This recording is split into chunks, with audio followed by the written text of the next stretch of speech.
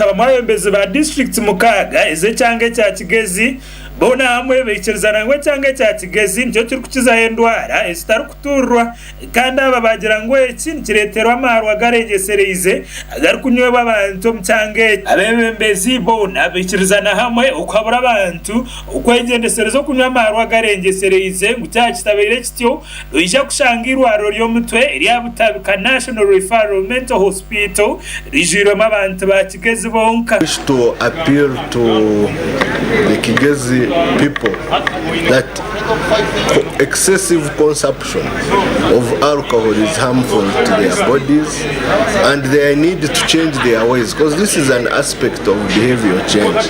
By the time you're taken to the alcohol and drug unit of Botabika, you have gone beyond what you should consume. So people should consume alcohol in moderation. Okurigira abangu kuriko ministry y'amagaro mu ihanga bagira ngo endware zisitari kuturwa zetenga sente nyingi kuragurwa abo kugira ngo nizitwara ubwireberengwa niziragurwa. Very challenging. Actually, it is more expensive to manage these non-communicable diseases. One of the reasons being that some require lifelong treatment. If you have diabetes or high blood sugar that has not responded to non-medical management, it means for the rest of your life you are going to be taking either tablets or being injected insulin.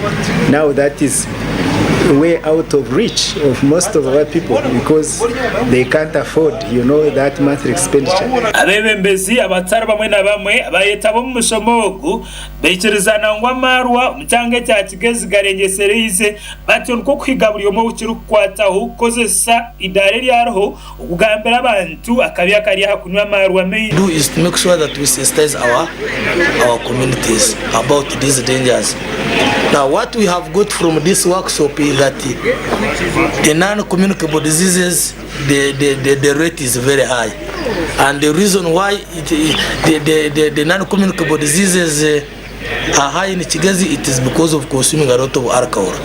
Now we have to go back to our districts and we tell the people that when you consume a lot of alcohol, you will develop pressure, you will develop diabetes. Okurigira kuchondoza okwakozwe ministry y'amagaro mu ihanga icyange cya Kigezi nicyo turi kukizayo kunywa amarwa mu ihanga kandi kindi kigamba ko bakiriye cyakabikamani abo kureta hemuhondano mu maka utireho no kujanjara kwendware zitari zimwe na zimwe makuraga gashakwa Adonia Teire, our Sky TV agenshonga.